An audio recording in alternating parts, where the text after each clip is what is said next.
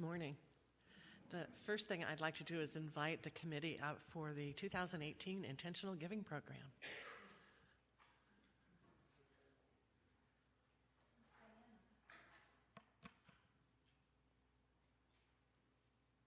Diana?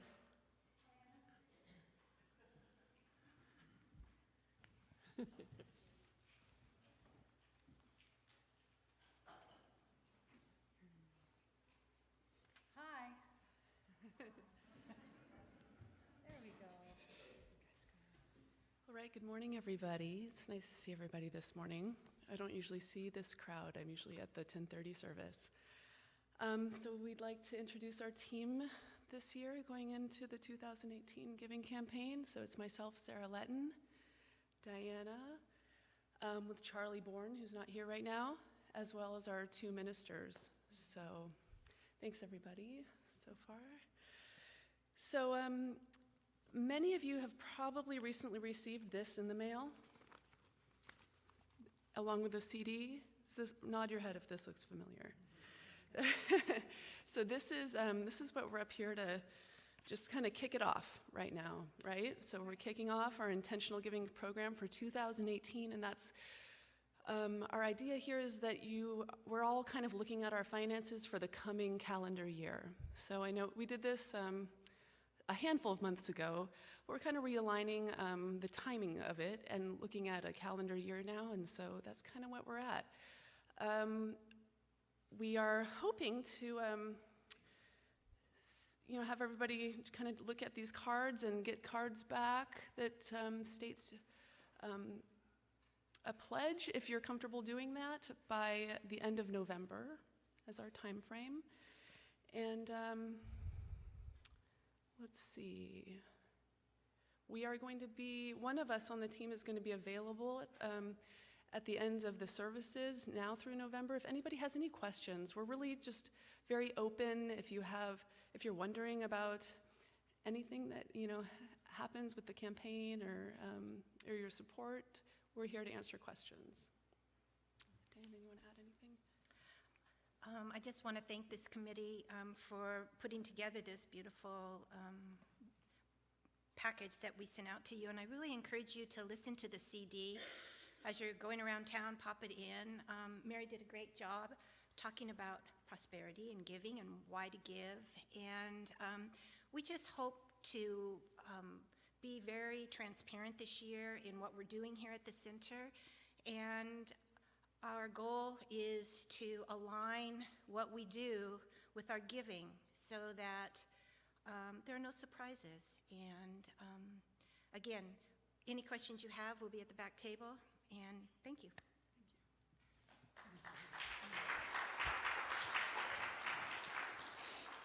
And if you already have a pledge number, if you've already turned in a card several months ago, please turn in another one because we want to be sure that we're current. Sometimes people have moved on or changed their minds or whatever, and we want to be sure we're current. So if you can fill in another card and even put your own pledge number on it if you have one. I know some of us are really attached to our pledge number. Mine's 150. Don't anybody else use it. It's just kind of a funny thing. Oh, what we get attached to. Just like seats, we get attached to where we sit. Well, I'm really glad you're here, and I'm sure you all came because of the topic, the fear of intimacy. Lock the door. I thought, why me? And it's really good for me because it's been an interesting ride in my life. So what is intimacy and why in the world would we fear it? Well, some say intimacy is expressing our true feelings. Sometimes that's a challenge. Intimacy is being who we really are, which means being open about ourselves. And those messages are everywhere in the media. Express yourself, be all you can be, joy, all these different things, and then you meet someone and you just kind of, who do I want them to see? And we drop this sense of intimacy. But if we let it all hang out, that can also be a problem in intimacy, developing intimacy. You know, in my experience, families are they often encourage us to be ourselves while they unconsciously or subconsciously want us all to be like them. You felt that too. They want our behaviors to be like them. I remember when I graduated from The Ohio State University and took a job with a company in Portland, and I lived in Ohio. My whole family is still back in Ohio. My brother still lives in the family house. Why, Mary, would you want to leave Ohio? Oh, let me count the ways. You know, I didn't say that, but that's how I felt. You can only go through so many snowstorms and say, where? I got to go to California or something. But they thought it was crazy. Why would I want to work for corporate America? Well, I had never had, so I didn't know what they meant by that. Why would I want to go so far away? It's like if you're in Ohio, it's the end of the earth to be on the West Coast. So my husband and I talked about it a lot, and we concluded, hey, it's our life. And we want to go West Coast, and we're going to take that job in Portland. And we'll stay connected, by the way, which we did very well. You know, change is inevitable. And what you resist, of course, persists in your life, because we can't stop the clock, the aging clock, the changing clock, how we change, our personalities change, especially on the spiritual path. It's like a slow dance, and we're going a little bit back and forth at times between our will to change and our will not to change, because some things we like about ourselves. Between somebody's desire for me and my desires for myself. Between our wish for a close relationship and a fear of being lonely if we're not in relationship. So we're always dancing between this. And between our need for space, some people say, I just need my space. But in relationships, sometimes they can be suffocating if you don't have any space. So we're on this dance of all these things and emotions. So where is the place where we can really, truly be ourselves? Well, I learned with my now and forever Paul, my hubby. It wasn't long while we were dating, 26 years ago, it's hard to imagine. Intimacy began with expressing feelings, and then I did my pattern. I took a job in the timber industry. I worked for the pulp and paper industry. I was a key negotiator with longshoremen unions, logging companies, trucking companies, barging companies. I was really good at it. I didn't have any feelings. And when I got home, because my husband wanted his time, I acquiesced my feelings to him. So by the time I moved to Redding, I had none. Felt like it anyway. I didn't even know what color I liked. It was that deep. So when I finally met Paul, of course we got divorced when I moved to California, but when I met Paul, it wasn't long before he said, Mary, you have to own your own feelings. You can't have my feelings. Because I was so good mirroring him. He said, what's your feelings? Where are they? You have to own your own feelings. It was very hard. I really didn't like it. But somewhere in this philosophy, I knew it was true. I had to find me, and I had to be me. You know, you can't really be in a good relationship without it, intimacy, sharing your feelings. So our feelings exist for a lot of good reasons. Uncomfortable feelings exist for a lot of good reasons. They kind of point the way where we're uncomfortable, where we're not being true to ourselves. So both reasons preserve our dignity if we're paying attention. But if there's pervasive negative feelings, it's really a problem that reminds us what is going on can't continue much longer. If you've ever been in a relationship like that, like the time after 21 years I finally decided to get a divorce, I could not continue that relationship in that way. Raymond Charles Barker says it best, a problem is a sign that something must be done in your mind. Now that's pure religious science, pure science of mind, but it's true. A problem is a sign that something must be done in your mind. But if we go, well, I'm just going to wait a little longer, all of a sudden we may come to a point where we blow up, We just let it all out, and we think that's being intimate, isn't it? And it gets us in trouble. Because by the time we are ready to blow up, the wrong words are going to come out, and old patterns come out, and all of a sudden it's a mess. And when couples come in for counseling on intimacy issues, I love it. Anybody need counseling on that? I love to talk to you about it, because what often is the problem is one of the people are focused solely on the other person, that they're doing it wrong, and that they know what they should be doing. It's called being other-focused. You're focused on the other person, and you're forgetting about yourself. And the other-focused person believes that only if this person changes am I going to be happy. Well, we know that doesn't work either.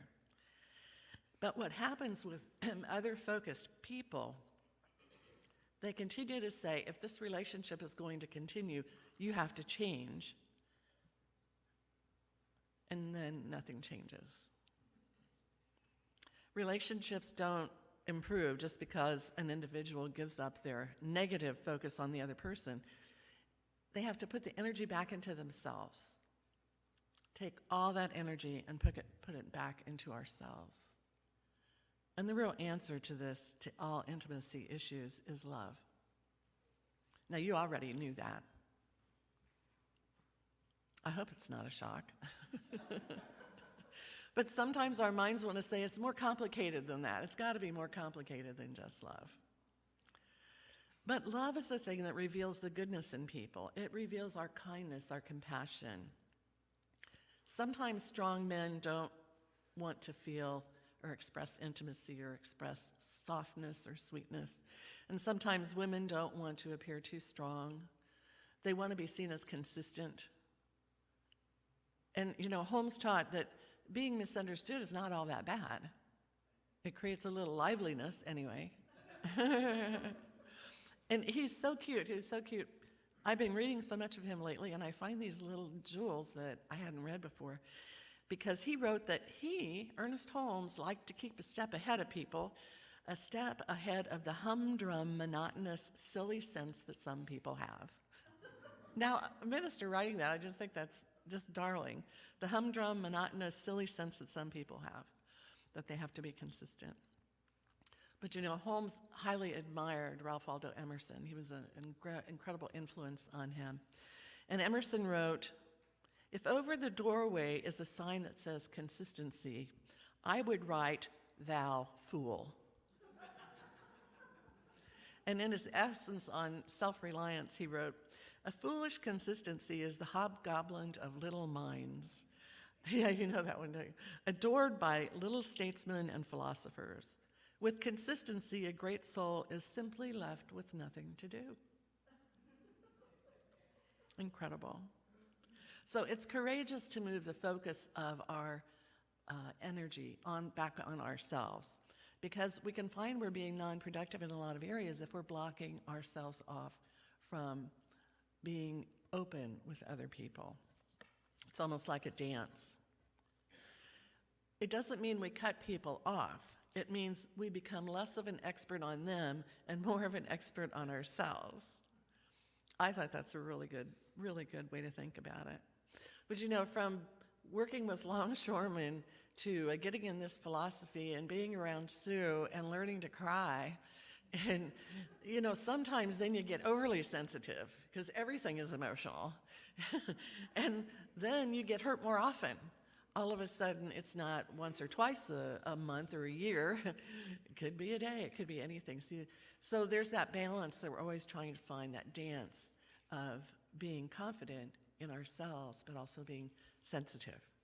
And sometimes it's easier than others.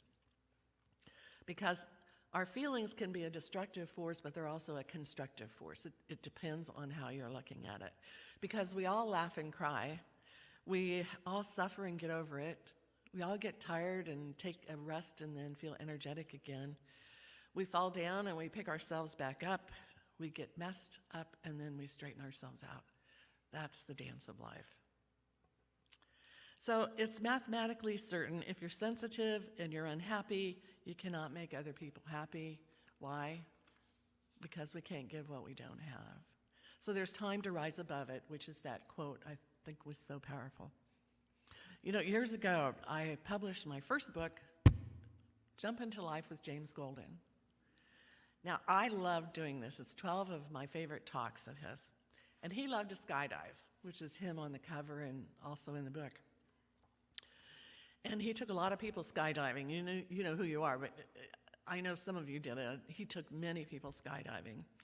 And he had to take his first class, Life is Risky Business, before you could go skydiving. You had to totally understand, of course skydiving is risky, which is why I never did it. It's not that I didn't want to, it's not that I was afraid, of course it was. Be honest, yes, I just wanted nothing about jumping out of an airplane. Anyway, in these talks, one of them is how to fix other people. And I know everybody was waiting for that talk. He said there's a golden rule in metaphysics on how to fix other people. Leave them alone. My second favorite talk is relating to other people, and he said there's 2 rules governing relationships. First of all, relationships are governed by spiritual laws. What we give out, we get back. Relationships reflect our belief in who we are. Our partners are mirrors, often, of where we're open and lovely and where we're a little cranky some days. Basically, people treat us as we've consciously or unconsciously taught them to treat us. That's the first thing governing relationships. The second rule is we can only give what we first get. We can only receive what we first give. And it's really a quality of intimacy. And sometimes we think of intimacy more like sex. I remember when Dr. Kennedy Schultz gave a talk and the hall was packed. And the talk was called, "Oh God, oh God, oh God." And everybody, whoa. And it was all just about this. We can't give what we don't receive. But we want those oh God feelings. So how do you make that happen in your life? Dr. James often told couples when they came in for counseling that relationships are a lot like making soup. The soup only has 2 ingredients, this person and this person. And when they're both swimming in the bowl of soup, it's wonderful. It's wonderful. But if one won't get in, it doesn't taste so good. You have to have 2 people in love to have a good relationship, a strong spiritual relationship. The dilemma is if we're afraid of intimacy, somebody's standing on the edge of the bowl saying, "You jump first, and maybe I'll come in, but you go first." These are people who want relationship, but they don't want to take the carrots and make the soup, or they're afraid the other person won't bring the onions or whatever to the party. And what I learned most from Dr. James on this about relationships, don't wait. Jump in the bowl. Swim in the bowl of love. Eventually, somebody who loves you is going to jump in too. Now, it may not be the person you expect. That's the interesting part. May not be the person you expect. But when the person does love you and does want to be in relationship with you, they will do a swan dive into that bowl of soup. Now, that's a juicy relationship. That's good. So if we're spending too much time, or a lot of time, hunting for the right and perfect mate to open up to share our feelings with, don't wait. You're the one the world's been waiting for. You. And the love you can give and the love you can offer. And the intimacy that you can offer in relationship. So here's 6 ways to know how you're doing in intimacy. Are you presenting a balanced picture of both your strengths and your vulnerabilities in relationship? Are you clearly stating your beliefs, values, and priorities and actually living them? Do you stay emotionally connected with the people who are important to you in your life, even when things get tense? I can imagine all the emotions and feelings in wine country these past few weeks. Can you address difficult and painful issues together? Can you take a position on matters that are important to you? Sometimes it's amazing how often we don't talk about big issues because we might disagree and we don't want to disagree with each other. Do we state our differences using I statements and allow the other person to do the same? Things to think about in an intimate relationship. Dr. Holmes, he was such a poet, and hopefully you get this. I thought it was beautiful. There shall come to me no kernel of good, but through the grain I have raised myself and ground and baked into a loaf of the bread of life, which we eat and share with others. If this were not so, we would be in the game of chance, and all of life would be a tragedy. I'd like to close with a quote that Damien read because it's, to me, so powerful about the truth. We exist in the arms of a tenderness, an atmosphere of sweetness, in the presence of a light far beyond our dreaming. And in that light, there's no darkness. And as we take time to practice the presence, feel the depth of this peace, we see the significance of this light and life in each other, true intimacy. Gradually, we are lifted from the lower rung and evolve to life here and now, living in relationship in the kingdom of God. So let's pray about that.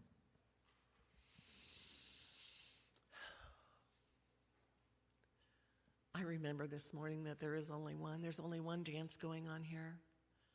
Our individual dance with ourselves, with God, with all those people in our lives, near and far. I know for myself, and I accept for you, that the love we send to each one is returned in kind, in ways known and unknown. So as we send our love today to all the people impacted by the fires, the hurricanes, now a volcano, so many people in need of our love, we send it with the most intimacy, the most intimate way we can, with our deep feelings, because Spirit responds. Spirit responds to us being honest with ourselves. So I accept that courage for each one today, the courage to be who we are, always improving, always evolving, always learning, leaning on others, and loving others. So I accept this knowing it's true here and now for all of us. And I say, thank you, God. And so it is.